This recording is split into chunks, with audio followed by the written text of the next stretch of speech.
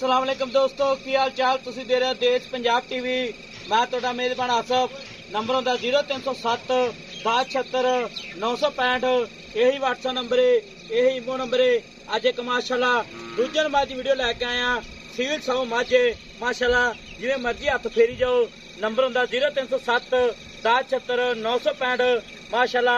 तुन्नी तो लैके सार दे वाना लाइक लिए पंडा वाले भांडे ने माशाला। मुठ मुठ थाने जिवें केले दी फलियां हुंदियां ने माशाला। पूछ लें जिवें डोर हुंदी है, कद चंगा है, लाम चंगी है।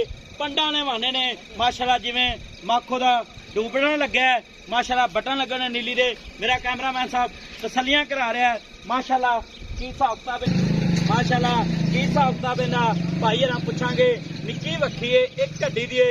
पूछ लें जिवें डोर हुंदी है माशाला। बिल्ली आखे निक्की निक्की सिंगी है माशाला। गिट्ठ गिट्ठ पछमे तुन्नीकोट तो पा के की हिसाब किताब इन्दा भाई हरां पुछांगे। पैर इन्हें जिवें घोड़ियां दे सुख हुंदे ने, गिट्ठ गिट्ठ पछमे, कन्ना दे पछमे, टिंगरी वाला सिंगल आया माशाला। निक्की बूथी है। सलाम अलैकुम जी। वालेकुम।